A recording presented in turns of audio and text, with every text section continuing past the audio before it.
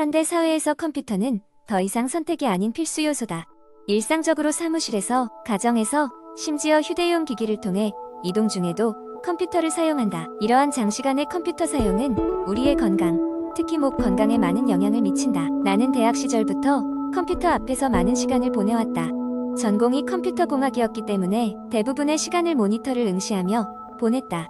하루 종일 실습과 과제를 위해 모니터를 쳐다보는 것이 일상이었지만 당시에는 전혀 문제가 없는 듯 보였다. 그러나 졸업하고 나서 첫 직장을 얻고 나선 갑작스레 목에 통증이 느껴지기 시작했다. 처음에는 단순히 피곤함 때문이라 생각하고 과소평가했다. 하지만 날이 갈수록 통증은 더 심해졌고 두통까지 동반했다. 병원을 찾았을 때 의사는 거북목 증후군이라는 진단을 내렸다. 오랜 시간 동안 비정상적인 자세로 컴퓨터를 사용한 것이 그 원인이었다. 이때 나는 목 건강의 중요성을 깨달았다. 이후 여러 방법을 통해 목 건강을 관리하기 시작했는데 그 중에서 가장 효과적이었던 것들을 소개하고자 한다.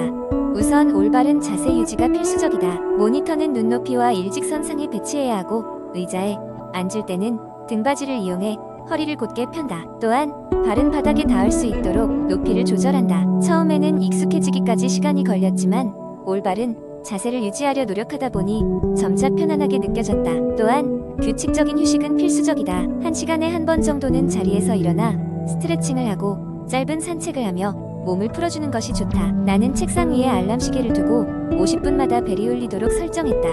알람 소리는 내가 잠시 일을 멈추고 휴식을 취하도록 상기시켜 주었다. 목 스트레칭도 매우 중요하다. 간단한 목 돌리기와 앞뒤로 목을 움직이는 스트레칭을 통해 목의 긴장을 풀었다. 추가로 요가나 필라테스를 통해 전반적인 신체 유연성을 키우는 것도 큰 도움이 되어준다. 마지막으로 의료적인 도움을 통해 더 나은 건강관리를 받을 수 있다. 전문 물리치료사와 상담을 통해 맞춤형 목 건강관리 운동을 배우고 필요시 병원에서 치료를 받는 것도 큰 도움이 되었다. 내 이야기를 통해 장시간 컴퓨터를 사용하는 많은 이들이 목 건강의 중요성을 깨닫고 이를 지키기 위한 방법을 고민해보길 바란다. 평상시의 작은 습관 변화가 미래의 건강을 지켜줄 수 있다. 결국 우리 몸은 하나뿐이니까 항상 소중히 다루어야 한다. 두 번째 이야기, 어느 작은 마을에 여드름이 많아 항상 피부 고민이 많던 한 소녀가 살고 있었다. 그녀의 이름은 서윤이었다. 사춘기가 지나가는데도 불구하고 그녀의 피부는 계속해서 수분 부족으로 인해 거칠어 보였고 여드름이 자주 올라와 그녀의 자존감은 바닥을 치고 있었다. 그러던 중 그녀는 피부과 의사인 고모로부터 몇 가지 유익한 조언을 듣게 되었다. 이 조언들은 바로 건강한 피부 관리를 위한 5가지 수분 공급 팁이었다. 첫 번째 팁은 충분한 물을 마시는 것이었다. 고모는 서윤에게 사람들이 흔히 간과하는 중요한 사실, 즉 피부 건강에 물을 마시는 것만큼 중요한 것은 없다는 것을 일깨워 주었다. 하루에 최소 8컵 이상의 물을 마시면 몸에 수분이 충분히 공급되어 피부가 자연스럽게 촉촉해지고 탄력을 유지할 수 있다는 것이었다. 서윤은 이 말을 듣고 매일 아침 일어나서 물을 2컵씩 마시는 습관을 들였다.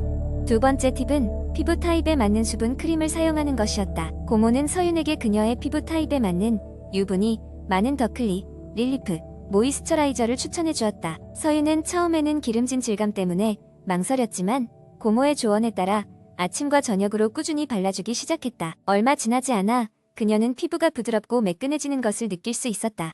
세 번째, 고모는 서윤에게 매주 한 번씩 수분 공급 마스크팩을 사용할 것을 추천했다. 고모는 잠자리에 들기 전에 20분간 수분 마스크팩을 하고 나면 피부가 다음날 아침 한층 생기가 돋을 거야 라고 설명했다.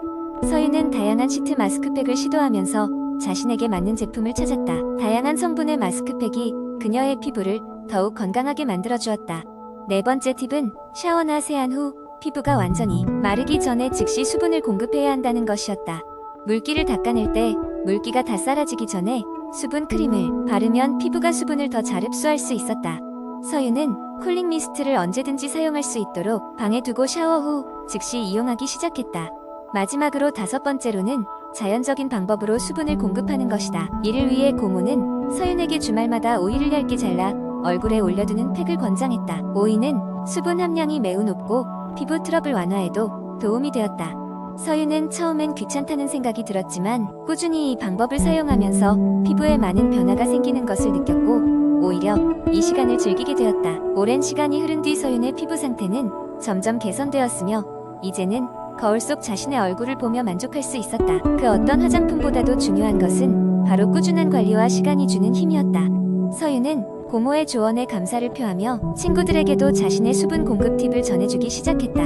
이제 그녀와 친구들의 피부는 모두 건강함과 아름다움을 유지하고 있었다. 세 번째 이야기. 저는 10년 전 당뇨병 진단을 받은 민수라는 사람입니다. 그때는 정말 암담했어요. 혈당 수치가 높다는 것은 제가 평생 관리를 해야 한다는 것을 의미했기 때문입니다. 초반에는 도대체 어떻게 내 몸을 관리해야 할지 몰라 헤매었습니다.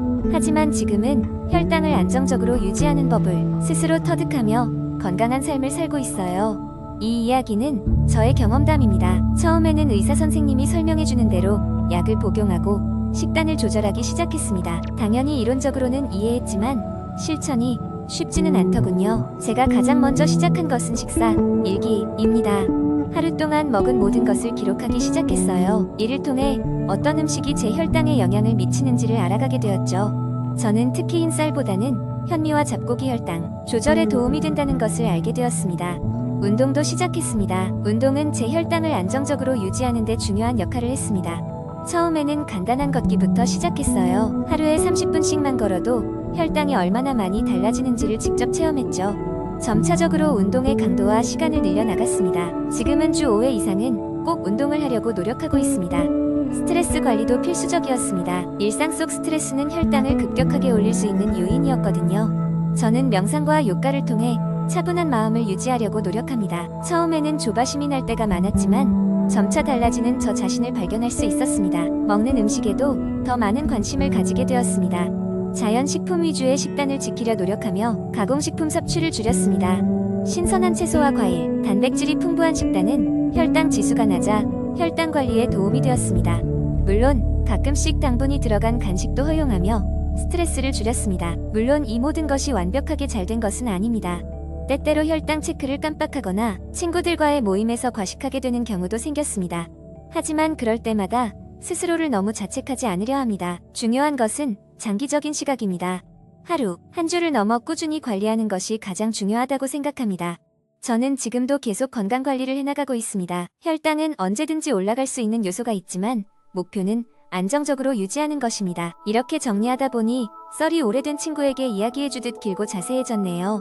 혹시 혈당 관리로 고민하신다면 저의 경험이 조금이나마 도움이 되길 바랍니다. 네 번째 이야기. 요가는 수천 년 전 인도에서 시작된 신체적, 정신적 수련법으로 현대에 들어서는 전 세계에서 많은 사람들의 일상생활의 일부가 되고 있습니다. 요가는 단순한 운동을 넘어 몸과 마음의 조화를 이루는 데 중점을 두고 있습니다. 이 이야기는 요가가 어떻게 여러 사람들의 삶을 변화시켰는지에 대한 다양한 경험담을 담고 있습니다. 옛날 인도의 한 마을에는 몸이 약하고 건강에 여러 가지 문제를 겪고 있던 라비라는 남성이 있었습니다. 그는 여러 가지 치료법을 시도했지만 그의 몸 상태는 나아질 기미를 보이지 않았습니다. 그러던 어느 날 그는 마을에서 열리는 요가 수업에 참석하게 되었습니다. 처음에는 요가의 고요하고 느린 움직임이 그에게 도움이 될 것이라고 생각하지 않았지만 그는 점차 변화하는 자신의 몸과 마음을 느끼기 시작했습니다. 요가의 호흡법은 그의 불안한 마음을 안정시켰고 명상 수련은 그가 삶의 소소한 기쁨을 되찾게 해주었습니다. 또 다른 이야기는 회사에서 높은 스트레스와 업무, 압박 속에 살고 있던 수지의 이야기입니다. 그녀는 매일매일 개인적인 시간을 가지기 어려웠고 점점 지쳐갔습니다. 그러던 중 친구의 권유로 요가 스튜디오에 등록하게 되었습니다. 요가 수업은 그녀에게 있어 오아시스 같은 존재가 되었습니다. 코브라 자세에서 고양이 자세로 이어지는 부드러운 동작들을 통해 그녀는 몸이 건강해짐을 느꼈고 명상 시간을 통해 마음의 평화를 유지할 수 있었습니다. 각기 다른 요가 포즈들은 그녀의 스트레스를 줄여주고 내면에 힘을 북돋아 주었습니다. 요가는 또한 불면증으로 어려움을 겪던 지훈의 삶에도 큰 변화를 가져왔습니다. 그는 오랜 시간 동안 밤새도록 잠을 이루지 못하는 날들이 많았고 이는 점차 그의 전반적인 건강을 해치기 시작했습니다. 지훈은 여러 전문가에게 도움을 구했지만 상황은 나아지지 않았습니다. 그러던 중 그는 요가 수면 명상 수업에 참여하게 되었고 이는 그의 삶을 바꾸는 계기가 되었습니다. 저녁 요가 수업은 그에게 몸과 마음을 이완시키는 법을 가르쳐 주었고 규칙적인 수면 패턴을 되찾을 수 있게 도와주었습니다. 이처럼 요가는 단순히 건강을 개선하는 것에 그치지 않고 사람들의 삶을 보다 만족스럽고 긍정적으로 변화시키는 힘을 가지고 있습니다. 요가는 개인의 목적과 필요에 맞게 다양한 형태로 변화할 수 있는 융통성 또한 가지고 있습니다. 요가 수련을 통해 올바른 호흡, 적절한 자세, 마음 챙김을 연습함으로써 우리는 우리의 몸뿐만 아니라 우리의 정신적 건강 또한 지속적으로 관리할 수 있습니다. 이야기는 끝나지 않았습니다. 요가는 모든 이에게 열려 있으며 그들이 자신의 몸과 마음을 조화롭게 만들 수 있도록 돕습니다. 오늘날에도 수많은 사람들이 요가를 통해 새로운 자신을 발견하고 그와 함께 성장하고 있습니다. 이처럼 요가는 단순한 운동 그 이상의 가치를 지닌 삶의 철학이자 몸과 마음의 균형을 이루는 여정의 동반자입니다.